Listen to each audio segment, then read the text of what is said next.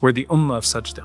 Even though you find it in other scriptures, like Isa alayhi salam, Jesus, peace be upon him, himself makes sajda over 30 times in the Bible, falls on his face in prayer. This is the most perfect position of humility and the most noble position for the slave of Allah subhanahu wa ta'ala. On the Day of Judgment, you'll have those people who Allah Azza wa Jal mentions will be called to sujood and they will not be able to do so. Can you imagine there will be a rod in their back? يُدْعُونَ إِلَى السُّجُودِ. They'll be called to sujood and they can't. لَا يَسْتَطِيعُونَ. Allah Azza wa Jal will forbid them from doing sujood. It's a gift, it's an honor. And when the Prophet ﷺ enters upon Allah subhanahu wa ta'ala on the Day of Judgment to intercede, the very first thing the Messenger of Allah ﷺ will do is he'll go into sajda. It's the greatest sign of closeness. The Prophet ﷺ said, أَقْرَبُ مَا يَكُونُ الْعَبْدُ إِلَى رَبِّهِ. The closest that a slave is to his Lord is when he is in sujood. It is complete submission to Allah subhanahu wa ta'ala. It's the perfect position. SubhanAllah, you distribute the weights to every part of your body. The scholars say of the perfection of where your hand placement is and your knee placement and your head placement is, you distribute the weight so that no part of your body is carrying the weight disproportionately. And your heart always remains in sujood to Allah subhanahu wa ta'ala. One of the Salaf said that once the heart falls into sujood to Allah, it doesn't raise its head until the Day of Judgment, just like an angel. Wasjud waqtara. Make sajda and come closer. Just as wudu is an indicator of how careful you are with your salah, sujood is an indicator of how much khushoo you have in your salah. Sujood is the ultimate indicator of your internal state in salah and your humility before Allah subhanahu wa ta'ala and your closeness to Allah subhanahu wa ta'ala. I want you to think about if you walked into the masjid and you saw the Prophet ﷺ in a long sajda, crying. You would not know if something very good happened to him or something very bad happened to him. Because whether it was something amazing or something tragic, it always drove the Prophet ﷺ to the exact same place. Abdurrahman bin Auf radiallahu anhu thought he was dead because of how still and long he was in his sujood. Imagine if the feet of the Prophet ﷺ were swollen from his qiyam. Imagine the light on his head from sujood, the mark of sajda. And subhanAllah, the Prophet ﷺ mentioned that the place of sajda could not be consumed by the hellfire. Imagine the light from the place of the head of the Prophet ﷺ. If wudu gives light, what about the sajda? That invisible mark that Allah Azza wa Jal will make so visible on the Day of Judgment. There are angels that have been in sajda for their entire existence. There are stories of people that were allowed to make sujood for hundreds of years. And Allah subhanahu wa ta'ala entered them still into paradise by His mercy. We are the ummah of sajda. If you were to go to a public place and you saw someone in sujood, I always tell people, it's funny, you see the meditation centers and the interfaith chapels and airports that practically become musallas because we're the people of salah, or we're the people of sujood. If you see a person in a parking lot in any part of the world in prostration, you know that's a Muslim. We're the ummah of sajda. So we're the ummah of Jum'ah. Allah Azza wa Jalla saved Jum'ah for us, and we're the ummah of sajda. Allah subhanahu wa ta'ala honored us with sajda, even though you find it in other scriptures. Like Isa alayhi salam, Jesus, peace be upon him, himself makes sajda over 30 times in the Bible, falls on his face in prayer. Yet subhanallah, we are the ummah of sajda. We are the ones who pray like Isa alayhi salam. Ibn Qayyim rahimahullah says that this is أكمل حال للخضوع وأشرف مقام للعبد. This is the most perfect position of humility and the most noble position for the slave of Allah subhanahu wa ta'ala.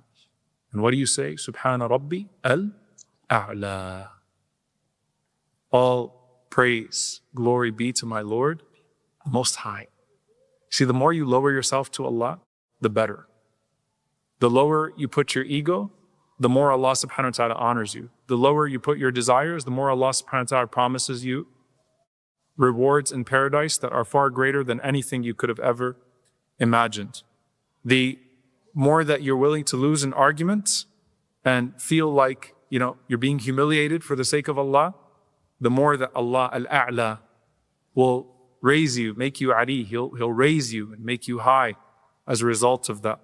No one lowers themselves for Allah subhanahu wa ta'ala except that Allah subhanahu wa ta'ala raises them in some regard.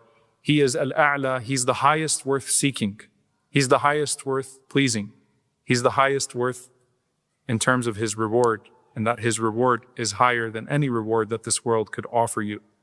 And you lose appetite for everything else when you taste the sweetness of your sajda.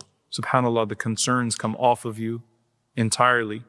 The soul elevates to Allah. It's the only time that your head is below your heart, that the heart is the most elevated place of you.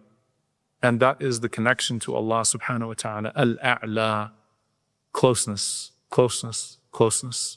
You should imagine yourself as if you are at the throne of Allah subhanahu wa ta'ala as you make that sajda, as if you've been elevated to the highest position of the heavens and the earth, and ask and ask and ask. Ask Allah subhanahu wa ta'ala for anything. The one who doesn't ask Allah, Allah Azza wa Jal becomes angry with them. Allah subhanahu wa ta'ala loves that you ask. And so you ask and ask and ask. This is the cream of the crop of your salah. It is called a masjid, a place of sujood, because it's the perfect part of your salah. And the salah is most indicated by that sajda. And then you have between the two sajdas. SubhanAllah, there's a beautiful narration. Thabit narrates from Anas radiallahu ta'ala anhu, who taught the salah exactly as he saw the Prophet sallallahu alaihi wasallam. He says, إِذَا رَفَعَ رَأْسَهُ مِنَ الرُّكُوعِ قام حتى يقول القائل قد نسي وبين السجدتين حتى يقول القائل قد نسي. That after ruku' or between the two sajdas, I want you to imagine, because this is how I saw the Prophet ﷺ, that you would think because of how long the Prophet ﷺ took between the two sajdas that he forgot to do the second sajda. All right, you start making the assumption that maybe he forgot that there's a second sajda because of how much dua the Prophet ﷺ would then make after he returned from the sajda. You see, in the sajda, go ahead and ask Allah subhanahu wa ta'ala for anything. The best of this world, the best of the next. Ask Allah Azza wa Jal, even in your own language. Just let it go. Pour it out. Cry. Exert yourself. Between the two sajdas, there's also a time. You see, after al-ruku', standing, there's hamd. And anything you can build on hamd, the praise of Allah Azza wa Jal, you just glorified. Al-azim. Right? Now, it is a maqam, a station of seeking forgiveness. So, وَلِرَبِّ الْحَمْدِ رَبَّنَا لَكَ الْحَمْدِ. Here, رَبِّ اغْفِرْ لِي رَبِّ اغْفِرْ لِي. My Lord, forgive me. My Lord, forgive me. This is actually, subhanAllah, something powerful, that the closer you get to Allah, the more inclined you are to seek forgiveness from Him. Right? And you'll notice that with Ibadur Rahman, you'll notice that with the slaves of the Most Merciful, you'll notice that with people as they come into an intense relationship with Allah subhanahu wa ta'ala, that they start asking Allah for forgiveness because you realize just how perfect He is and how imperfect you are, and that you should be seeking forgiveness even for your worship, for your devotion, while other people don't even seek forgiveness for their disobedience. Like, Ya Allah, how great you are. Ya Allah, how much I've wronged myself. Ya Allah, how short I have fallen in properly making up that gap of honoring you as you deserve to be honored, of worshiping you as you deserve to be worshipped. Rabbi ighfir li, Rabbi ighfir li. My Lord, forgive me. My Lord, forgive me. And what is built upon that then are variations, are extensions of that seeking maghfirah, that seeking of forgiveness. And so Ibn Abbas radiallahu anhuma said that the Prophet ﷺ used to say between the prostrations, Allahumma ighfir li, warhamni, wa'afini, wahdini, warzuqni. Allahumma ighfir li, warhamni, wa'afini, wahdini, warzuqni. Which means, oh Allah, forgive me. Oh Allah, have mercy on me.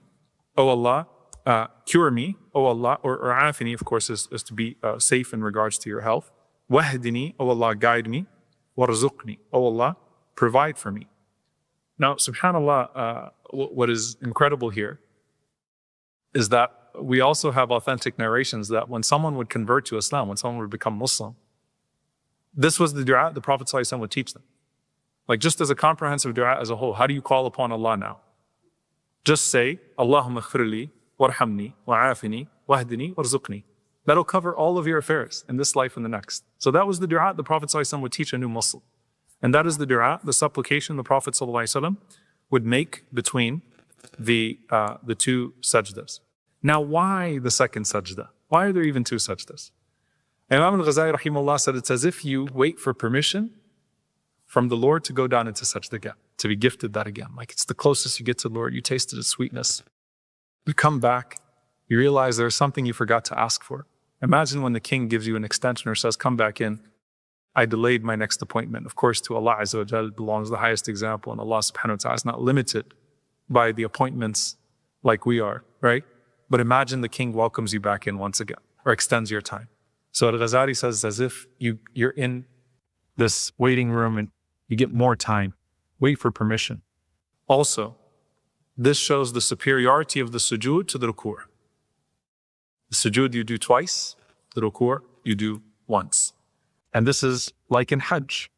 There's the tawaf of Umrah and the tawaf of Hajj, right? And then there's even tawaf al-wada', right? So there's the tawaf when you initially come, there's the tawaf of ziyarah, the tawaf of Hajj, and there's the tawaf at the end. So that shows the superiority of tawaf.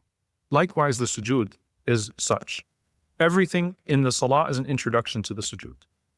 And if you miss something from the wajibat, what do you make it up with? From the mandatory actions, not the pillars, the second category, which are the wajibat, you make it up with sujood at the end, right? Sajdat as-sahw, the prostration of forgetfulness. So the sajda can make things up, but nothing can make up a sajda, right? The sajda is profound enough that it can make up for things that are missed, but nothing can make up for the sajda.